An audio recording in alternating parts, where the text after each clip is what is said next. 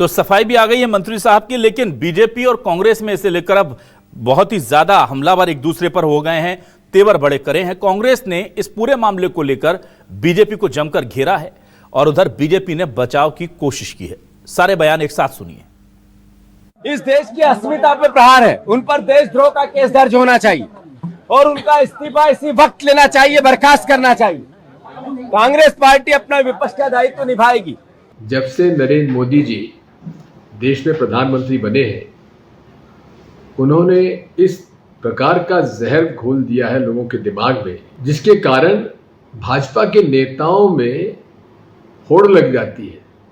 कौन ज्यादा हिंदू मुसलमान के बीच में नफरत पैदा कर सकता है। एक ऐसी बात कही जिससे पूरे देश का और सेना का मनोबल गिरा और उसके कुछ ही क्षणों बाद यू टर्न लेते हुए उन्होंने माफी मांगने का एक ड्रामा किया। मंत्री विजय शाह जी की जो माफी है वो वाकई माफी योग्य बिल्कुल भी नहीं है और 1% भी उनको पछतावा नहीं है जो उन्होंने किया, जो उन्होंने कहा। लोगों के अंदर भी जात बिरादरी दूर दी और जिस प्रकार के शब्द कहे तो उनके ऊपर कोई कार्रवाई नहीं। पार्टी की कार्रवाई नहीं करना और पार्टी का ये कहना कि वो उसने माफी मांग ली है, तो मेरा सवाल है कि क्या 28 लोगों को मारने वाले आतंकवादी अगर कल कह देंगे कि हमें माफ कर दो तो क्या नहीं माफ करेंगे?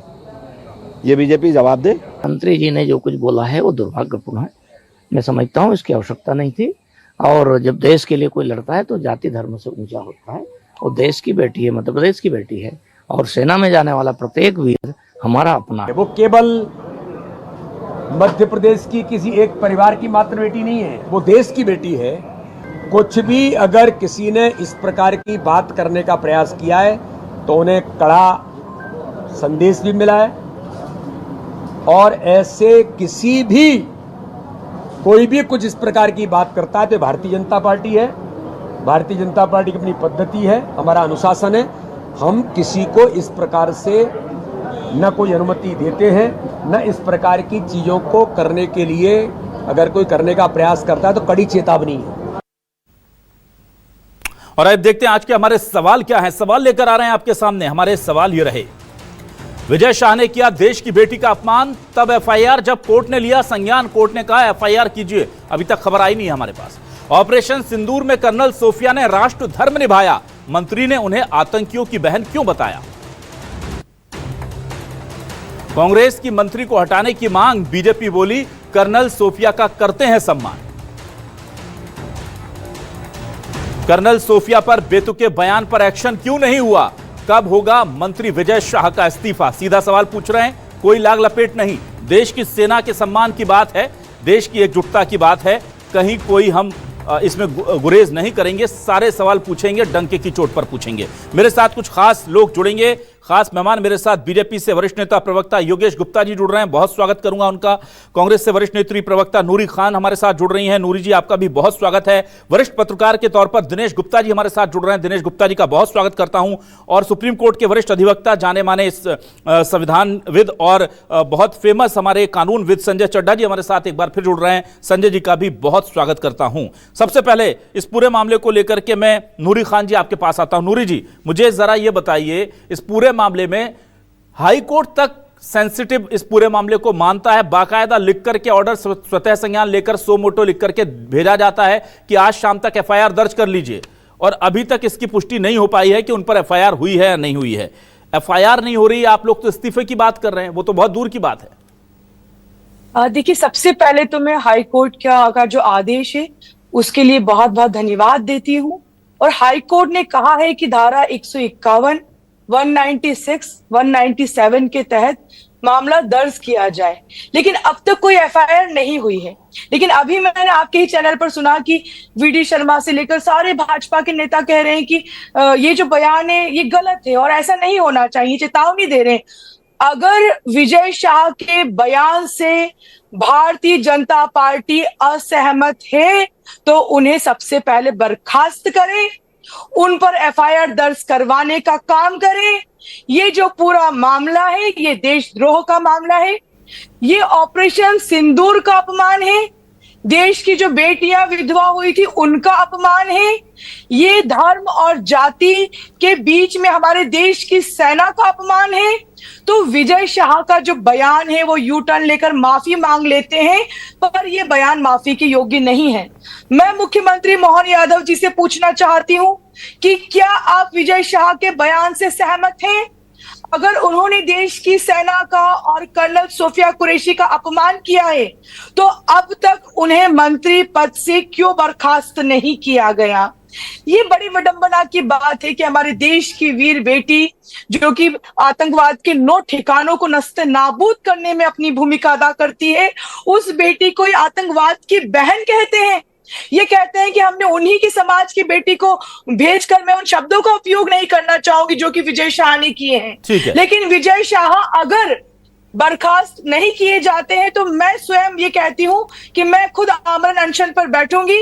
और कांग्रेस, जिस तरीके से जीतू पटवारी जी ने आज एफआईआर दर्ज करने की मांग की है, पूरी कांग्रेस सड़क पर आकर लड़ती रहेगी जब तक कि भारत की बेटी की जो इज्जत उन्होंने उछाली है उसके लिए उचित कार्यवाही भाजपा द्वारा नहीं कर दी जाती। ठीक है नूरी खान जी, मैं इस पूरे मामले पर संजय चड्ढा जी आपके पास आता हूं। देखिए, हाईकोर्ट ऐसे बहुत सारे सेंसिटिव मैटर्स में स्वतः संज्ञान लेता है, और चूंकि यह मामला सिर्फ हिंदू मुस्लिम टिप्पणी से जुड़ा हुआ नहीं था, यह मामला सेना के एक अधिकारी के ऊपर ऑपरेशन सिंदूर जब अभी चल रहा है, क्योंकि हमारी सरकार ने, हमारी सेना ने साफ किया है कि ऑपरेशन सिंदूर खत्म नहीं हुआ है, इट्स गोइंग ऑन। उस बीच में एक ऐसी टिप्पणी, उसकी सेंसिटिविटी को हाईकोर्ट ने समझा और डायरेक्टिव्स दिए हैं बाकायदा कि आप डीजीपी साहब को जरिए उनको बताया है कि इन धाराओं में मामला दर्ज कर लीजिए जो गैर जमानती हैं। तो इस पूरे मामले पर सरकार को भी उतना ही संवेदनशील होना चाहिए। और दूसरा यह है कि अब अगर हाईकोर्ट की बात, चूंकि जितना मैंने पढ़ा है उस ऑर्डर को, उसमें लिखा है कि आज शाम तक मामला दर्ज किया जाए, तो उस पर क्या कोई रास्ता बनता है कि सरकार इसमें कुछ इफ एंड बट लगाकर मामले को थोड़ा टाल दे? अभी अभिलाष जी बहुत बहुत धन्यवाद मुझे बुलाने के लिए। और दूसरा जो सबसे अहम बात आपने बताई कि किस तरीके से हाईकोर्ट ने निर्देश दिया है एफआईआर के लिए, तो हाईकोर्ट का निर्देश तो अब सरकार को पालन करना ही पड़ेगा। तो जैसा आपने कहा, इफ एंड बट का कोई सवाल नहीं है, एक एफआईआर इसमें होनी बनती है। मैं आपको जो freedom of speech and expression है उसके विषय में 2 लाइनें जरूर बोलना चाहूंगा। जब कॉन्स्टिट्यूशन बन रहा था तो कॉन्स्टिट्यूशन मेकर्स ने यह कहा था कि freedom of speech and expression एक बहुत ही अहम अधिकार है, इसको परिपक्व रूप से, संपूर्ण रूप से, बिना किसी उसके दिया जाना चाहिए। लेकिन पूरी बहस के बाद यह निर्धारित किया गया कि यह संपूर्ण अधिकार नहीं है, इसकी अपनी एक जो है उसके लिए रीजनेबल रिस्ट्रिक्शंस हैं। आप किसी की, जिसे कहते हैं कि डिफेम नहीं कर सकते, मर्यादा में रहना है, ये तमाम बातें तो बड़ी परिपक्व हैं। और उनका स्टेटमेंट जैसा अभी आपने सुनवाया, ये बहुत घातक है। मैं बड़ा अपने आप को भी शर्मनाक महसूस कर रहा हूं कि इस तरह की वाणी का प्रयोग किया गया है, पहली चीज। दूसरी, जो ये हम लोग एक सेकुलर मुल्क में रहते हैं, चाहे कुछ भी आप कह लीजिए, हम लोगों को मिलजुल के ही रहना है और तभी इस देश का उत्थान और ऊपर बढ़ सकते हैं। ये मेरा काम नहीं है बताना, ये तो हमारे पॉलिटिकल लोग जो है उनको बोलना चाहिए। खैर, अब मैं आता हूं जो एफआईआर है, इसमें देशद्रोह की एफआईआर, इसमें जो गलत शब्दों का इस्तेमाल किया है उसके प्रति एक एफआईआर होनी लाजमी है, क्योंकि हाई कोर्ट ने निर्देश दिया है। तो कोई भी इफ एंड बट इसमें नहीं है। तो कोर्ट के इस निर्देश का पालन होना बहुत जरूरी है। और अगर कल तक एफआईआर नहीं होती है तो कल पुनः मुझे ऐसा लगता है कि अगर एफआईआर पेश नहीं की जाती है कोर्ट के समक्ष, तो कोर्ट एक बार फिर से इस चीज का संज्ञान लेगा और पुनः सरकार को निर्देश कर सकता है, सरकार को डांट भी सकता है, क्योंकि ये एक बड़ी लीगल बात कही गई। ठीक है सर। योगेश जी आपके पास आता हूं। योगेश जी, देखिए, बीजेपी राष्ट्रवाद के मुद्दे को लेकर बहुत मुखर प्रखर रहती है हमेशा, और कहती है इसमें कोई हमको छोटी सी भी चीज बर्दाश्त नहीं करेंगे। और अपने मंत्री जी का मामला आता तो एफआईआर भी नहीं होती है, इस्तीफा भी नहीं होता है। ये अगर किसी कांग्रेस के लीडर ने कर दिया होता तो पूरी बीजेपी सड़कों पर होती सर आज। और देशद्रोही, गद्दार, सेना का अपमान, पता नहीं क्या क्या तोहमतें लगा दी होती और एक माफी से काम खत्म। सर देखिए अभिलाष जी, विषय थोड़ा सा संवेदनशील है, निवेदन है कि थोड़ा समय चाहिए जी। कहने का तात्पर्य यह है कि जिस प्रकार माननीय प्रधानमंत्री मोदी जी के नेतृत्व में भारत सरकार ने, हमारी सेना ने और हमारी सेना को गौरवान्वित करने वाली कर्नल सोफिया कुरैशी जी और विंग कमांडर व्योमिका सिंह जी ने जो भारत के लिए शौर्य प्रदर्शन किया है, निश्चित रूप से वो तारीफ़े काबिल है। और माननीय मोदी जी ने जब से अपने राष्ट्रीय नेतृत्व का कार्यभार संभाला तब से बहन, बेटी और माओं के लिए यथासंभव हमेशा उन्हें आगे लाने के प्रयास किए हैं। और जब पाकिस्तान पर अटैक के पश्चात जो प्रेस कॉन्फ्रेंस के माध्यम से सोफिया कुरैशी जी और विंग कमांडर व्योमिका सिंह जी को लाने के पीछे जो उद्देश्य था वो स्पष्ट था। आगे ला रहे हैं, लेकिन आप ही के पार्टी के जो मंत्री हैं वो उन्हीं महिलाओं का अपमान कर रहे हैं। यानी कि आपके जो नेता है वो अपने ही प्रधानमंत्री आपको इतनी भूमिका बनाने की जरूरत नहीं है। आप सीधे स्पष्ट कीजिए कि अगर सोफिया का सम्मान आप करते हैं, कर्नल सोफिया का, तो आपके मंत्री अभी तक बर्खास्त क्यों नहीं किए गए? नूरी जी, आपने अभी तक एफआईआर दर्ज क्यों नहीं की? ठीक है नूरी जी, उसी सवाल का जवाब दे रहे हो। नूरी जी एक मिनट पेशेंस रखिए। नूरी जी, नूरी जी एक मिनट, नूरी जी आप बोलने दीजिए उनको। आचरण नहीं कर रही है। देखिए नूरी जी, ना नूरी जी आप ऐसे जब आप बोल रही थी, ठीक है नूरी जी एक मिनट, नूरी जी उनको कंप्लीट करने दीजिए, फिर ऑब्जेक्शन लीजिए। ना नूरी जी आप बात नहीं सुन रहे हैं।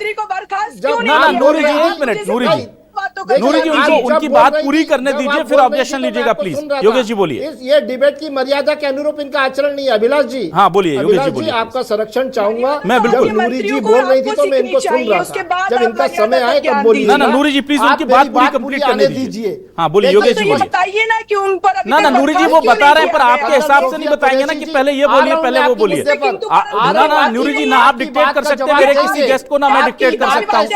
नूरी जी गलत बात। नूरी जी आपने आरोप लगाए, जवाब तो लेना पड़ेगा आपको। आरोप भी आप लगाएंगे, जवाब भी आप देंगे, ये भी तय करेंगे कि पहले क्या बोल रहे हैं ये ठीक नहीं है ना, उनको बोलने दीजिए। अगर फिर आप सेटिस्फाई नहीं, मैं आऊंगा आपके पास। आपको सच सुनने से डर लगता है ना, ठीक है बोलिए योगेश जी प्लीज। आप सच सुनने का धैर्य धारण ना पर्सनल मत होइए। योगेश जी आप पॉइंट पर आइए। योगेश जी पॉइंट पर आइए। ये सच, मैं पॉइंट पे आ रहा हूं जी, मैं पॉइंट पे आ रहा हूं जी, पॉइंट पे आ रहा हूं। कर्नल सोफिया कुरैशी और व्योमिका सिंह जी के माध्यम से जो पीसी संचालित हुई थी, उसके पीछे देश को और विदेश में अंतर्राष्ट्रीय स्तर पर जो मैसेज जनरेट करना था भारत सरकार को, माननीय मोदी जी को, वो यही था कि हिंदू, मुस्लिम, सिख, ईसाई आपस में है, हम सब भाई भाई। लेकिन दुखद बात यह है कि एक मंत्री ने निंदनीय बयान दिया और उसका माध्यम बनाकर कांग्रेस जो घृणित राजनीति करने का कुत्सित प्रयास कर रही है, वो देश और प्रदेश भली भांति देख रहा है। मध्य प्रदेश का भारतीय जनता पार्टी का संगठन, राष्ट्रीय नेतृत्व पूरी संवेदनशीलता के साथ इस प्रकरण को संज्ञान में न केवल लिया, वरन प्रदेश अध्यक्ष वीडी शर्मा जी ने फौरी तौर पर विजय शाह जी को बुलाया, उनको फटकार लगाई, कड़ी डांट लगाई। और निश्चित रूप से मैं ये मानता हूं कि कुछ गलतियां माफी के योग्य नहीं होती है, सजा के योग्य होती है। देर है अंधेर नहीं है, निश्चित रूप से न्याय होगा और बराबर न्याय होगा। एक उदाहरण के माध्यम से अपनी बात साबित करना चाहूंगा कि यही वो भारतीय जनता पार्टी है जब पूर्ववर्ती मुख्यमंत्री माननीय उमाश्री भारती जी तिरंगा यात्रा को लेकर एक प्रकरण में कुछ जो भी घटनाक्रम घटित हुआ था, उसके बाद राष्ट्रीय नेतृत्व ने न केवल उनसे इस्तीफा लिया, बल्कि जो भी संभावित कार्रवाई थी वो की गई फौरी तौर पर। तो निश्चित रूप से मैं मानता हूं कि केंद्रीय नेतृत्व ने पूरी गंभीरता के साथ इस मामले को लिया है। और आज बहन सोफिया कुरैशी जी के यहाँ भारतीय जनता पार्टी के प्रदेश अध्यक्ष के निर्देशों के बाद हमारे स्थानीय स्तर के नेता, कुछ बड़े नेता उनके घर गए, परिवार से मिले और निश्चित रूप से वो हमारी बहन है, हमारी बेटी है और उन्होंने हमें गौरवान्वित किया है। ठीक है योगेश जी, ठीक है। दिनेश गुप्ता जी आपसे जानना चाहता हूं, क्या बीजेपी, मध्य प्रदेश बीजेपी को इस पूरे मामले में या केंद्रीय आला कमान को, संगठन को एक सख्त मैसेज नहीं दे देना था? क्योंकि अब अगर एक्शन होता भी है तो वो बीजेपी के फेवर में अब नहीं जाएगा, क्योंकि कोर्ट को संज्ञान लेना पड़ा, विपक्ष को पुतले जलाने पड़े, विपक्ष को प्रदर्शन करना पड़ा, विपक्ष पर एफआईआर की बात कही जा रही है, विपक्ष पर पानी की बौछारें हो रही हैं और पूरे देश में वाले, अब ये मध्य प्रदेश से बढ़कर के पूरे देश में भावनाओं से जुड़ गया मामला। अब अगर कहते हैं ना कि अब अगर आए भी तो क्या आए, अब वो स्थिति हो जाएगी कार्रवाई करते भी हैं तो। अभिलाष जी, विपक्ष यदि कुछ कहता तो फिर वो राजनीति होती, लेकिन कोर्ट ने जो कहा है, मुझे लगता है कि देश के इतिहास में ये ऐसा पहला मामला है जिसमें कोर्ट ने स्वतः संज्ञान लेकर एक टाइम लिमिट में मंत्री के खिलाफ मुकदमा दर्ज करने की बात कही है। और वो भी जो धाराएं हैं, आप उन धाराओं को देखिए कि किस तरह की धाराएं हैं, और वो गंभीर किस्म की धाराएं हैं जो सामान्यतः सामान्य मामला नहीं है कि एक कोर्ट ने निर्देश दिए कि आप एफआईआर कर लीजिए। उन्होंने गंभीर धाराओं में केस दर्ज करने की बात कही है। तो इसके बाद मुझे लगता है कि ये किंतु परंतु जैसे विषय नहीं है कि भारतीय जनता पार्टी उस पर सफाई दे, उस पर नेतृत्व का इंतजार करे। और खुद भी यदि अब विजय शाह जो माफी मांग रहे हैं, अब कोर्ट के आदेश के बाद तो उन्हें खुद को भी ऑनर करके आगे आना चाहिए कि हम अपना जो है अब ये पद छोड़ रहे हैं, अब जो भी आगे लीगल कार्रवाई होगी वो उसको फेस करना चाहिए। क्योंकि कोर्ट कल टॉप प्रायोरिटी पर इस केस को सबसे ऊपर रखा है। कोर्ट ने अपने ऑर्डर में कहा है कि कल की जो तारीख है 15 तारीख को उन्होंने टॉप लेवल इस पर रखा हुआ है, पहले नंबर पर ये केस है। कंप्लायंस रिपोर्ट देनी है सरकार को। देखिए पूरे देश की भावनाएं आहत हुई हैं और ये कब तक लगातार आप देखिए कि विजय शाह की जो टेंडेंसी है, जब उन्होंने अपनी मुख्यमंत्री जो थे शिवराज सिंह जी, उनकी पत्नी के बारे में रिमार्क किया, तब भी पार्टी ने उनको माफ कर दिया और भी मौकों पे माफ कर दिया। लेकिन ये मौका तो ऐसा है ना कि जिसमें पूरी देश और पूरे जो उनके प्रधानमंत्री जी हैं उनकी साख दांव पे लग गई। आपने जिस तरह की भाषा कही, एक पूरा जो है वो तो कोर्ट ने खुद बताया, जो धाराएं बताई हैं वो खुद ही बताती हैं कि कोर्ट को क्यों ये गंभीर लगा उनको मामला, उनको गंभीर धाराओं का उपयोग क्यों करना पड़ रहा है। मुझे लगता है कि इस मामले में अब ज्यादा ऐसा कुछ है नहीं कि जिसमें भाजपा को बचाव करना चाहिए। जितना बचाव वो करेगी उतना उसकी, आप जो चाहे तिरंगा यात्रा की बात करें या कुछ भी करें, आज तो तिरंगा यात्रा कई जगह चालू हुई, लेकिन इस पूरे देश में किस पर चर्चा हो रही है? भाजपा की उस तिरंगा यात्रा पर चर्चा नहीं हो रही, भाजपा के उस मंत्री के बयान की चर्चा हो रही है जो उन्होंने सोफिया कुरैशी के बारे में कहा, जो उन्होंने जिस तरह की भाषा का इस्तेमाल किया है। तो मुझे लगता है जो भाजपा ने पूरा जो उनकी जो मुहिम थी वो कहीं ना कहीं उसी पर उन्होंने एक सवाल खड़े कर दिए। ठीक है। और इस बीच बड़ी खबर ये आ रही है कि उमा भारती ने बाकायदा ट्वीट कर और उस ट्वीट को टैग कर दिया है बीजेपी के केंद्रीय नेतृत्व को, बीजेपी के मध्य प्रदेश के संगठन को, मध्य प्रदेश के सीएम को और मध्य प्रदेश बीजेपी के अध्यक्ष को, और लिखा है कि विजय शाह तुरंत बर्खास्त किए जाने चाहिए। इस तरह की बात उन्होंने अभी इस वक्त लिखी है। यानी बीजेपी के भी कई नेता हैं जो खुद को आहत महसूस कर रहे हैं। संजय चड्ढा जी आपके पास आ रहा हूं, उससे पहले नूरी खान जी के पास मैं आऊंगा, उससे पहले संजय जी के पास इसलिए आ रहा हूं। संजय जी मुझे यह बताइए कि अगर किसी मंत्री पर इतनी गंभीर धाराओं में एफआईआर हो जाती है तो क्या वो पद पर रह सकता है? इस तरह के कोई हमें उदाहरण देखने को मिलते हैं या सरकार फिर इतना, क्योंकि मामले बहुत गंभीर हैं जिन पर धाराएं दर्ज जो हो रही हैं, तो क्या उसके बाद कोई मंत्री संवैधानिक तौर पर, कानूनी तौर पर माफ कीजिएगा, रह पाएगा या नहीं? और नैतिक तौर की तो खैर हम बात ही नहीं करेंगे, आजकल की सियासत में नैतिकता की बात करना फिजूल ही है वक्त करना। आप बताइए सर। अभिलाष जी, कानूनी तौर पे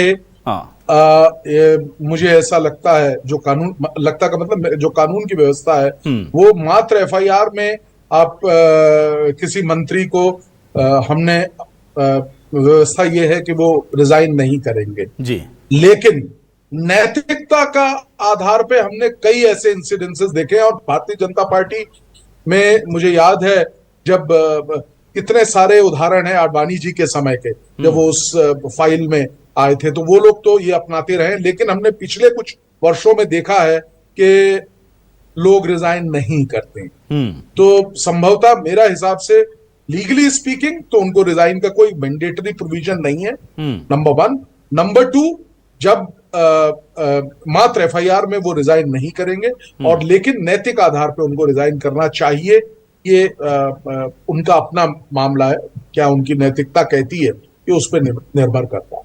ठीक है, नूरी खान जी आपके पास आता हूं। देखिए क्या है जी, अगर आप मुझसे पूछे तो जो कृत्य उन्होंने किया है उनको निश्चित तौर पे रिजाइन करना चाहिए। बिल्कुल, ये होना था।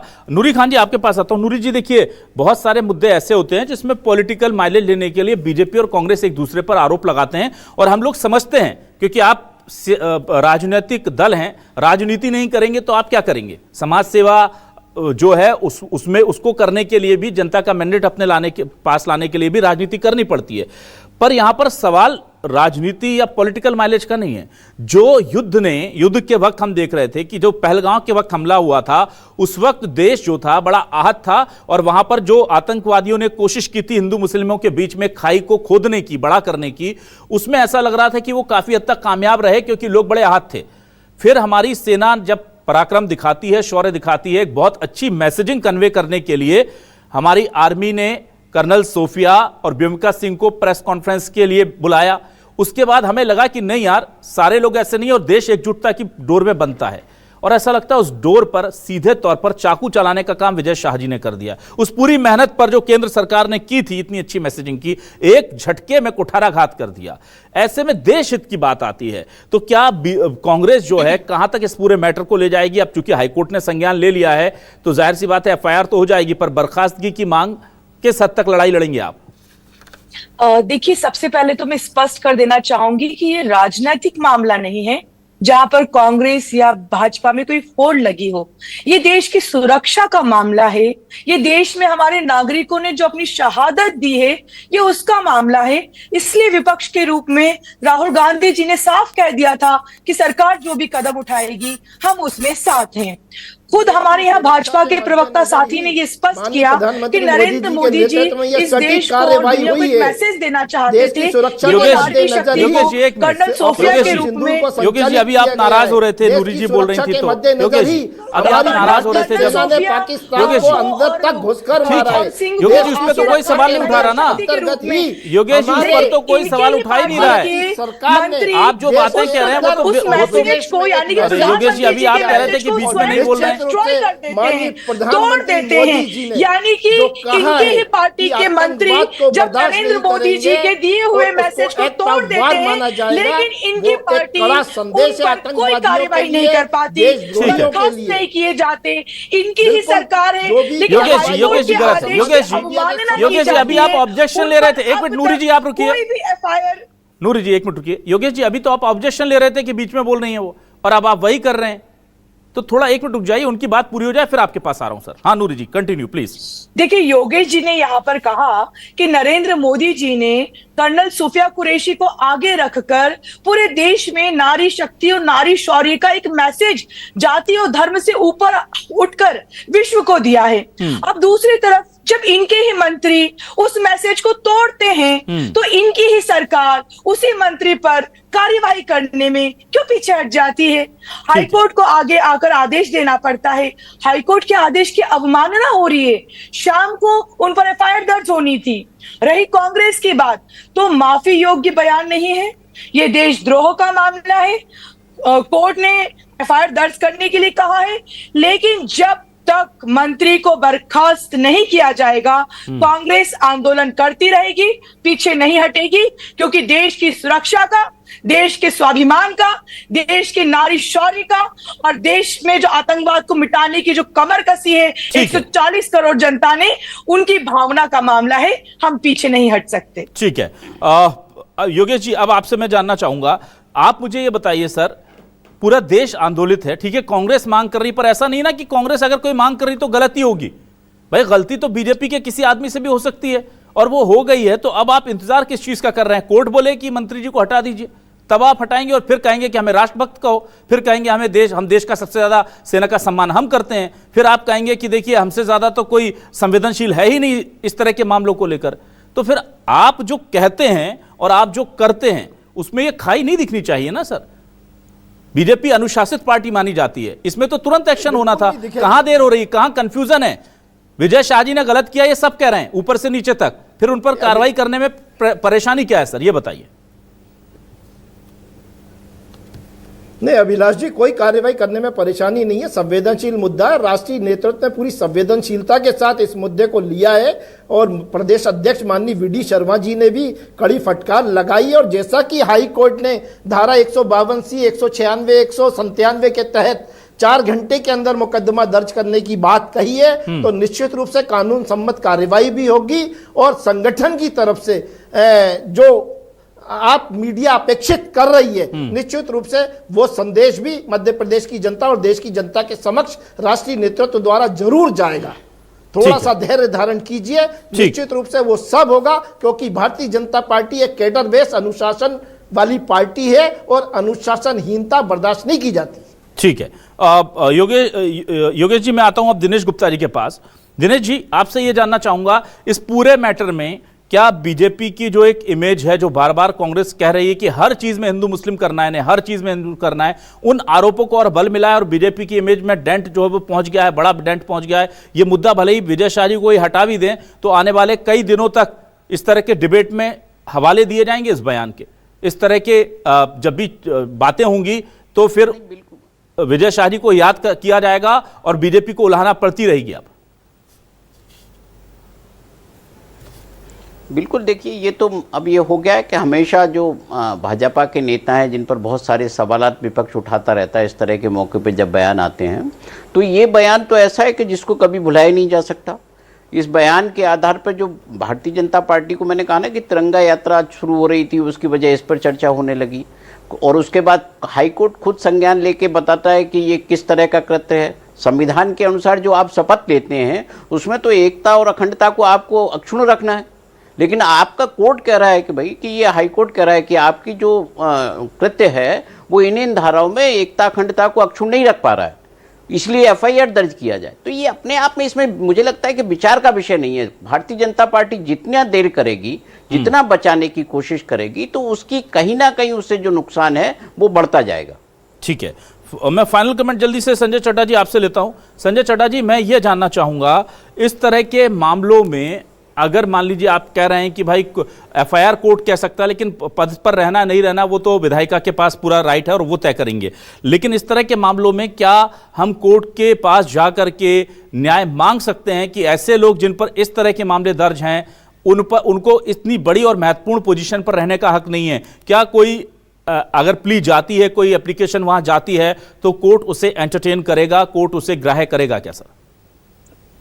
अभिलाष जी, बहुत रेयर चांसेस हैं, क्योंकि जो कानून की व्यवस्था है उसके आधार पे जो प्रेरोगेटिव है वो कैबिनेट किसको मंत्री बनाना है, किसको नहीं बनाना है, वो मुख्यमंत्री के पास है और वो मुख्यमंत्री की रिकमेंडेशन पे गवर्नर द्वारा उनको दिया जाता है शपथ। तो ये प्रेरोगेटिव लीडर ऑफ जो पॉलिटिकल पार्टी है उनके लीडर को होता है। तो मुझे ऐसा सूक्ष्म भर भी संशय नहीं है इसमें कहने को कि ये प्रेरोगेटिव कोर्ट का नहीं है, कोर्ट इसमें दखलंदाजी नहीं करेगी, और क्योंकि आज तक इस तरह का कोई भी दखलंदाजी नहीं किया गया है। बिल्कुल, तो कोर्ट जो है न्याय की अदालत में भले ही ये मामला जहां तक उठना था, कोर्ट ने सो मोटो लेते हुए इस पूरे मामले को उतनी गंभीरता से लिया है, पर जनता की अदालत में अभी भी सवाल बाकी हैं। देखना होगा कि बीजेपी किसके साथ खड़ी नजर आती है, बीजेपी जनता की भावनाओं के साथ दिखती है या फिर अपने मंत्री के साथ नजर आती है। और सबसे बड़ा सवाल तो यह है कि यह फैसला कब बीजेपी करेगी कि उसे करना क्या है। बहुत बहुत शुक्रिया योगेश गुप्ता जी, नूरी खान जी, दिनेश गुप्ता जी और संजय चड्ढा जी, चारों मेहमानों का शुक्रिया करूंगा, दर्शकों का भी बहुत शुक्रिया करूंगा हमारे साथ इस खास डिबेट में शामिल होने के लिए। नमस्कार।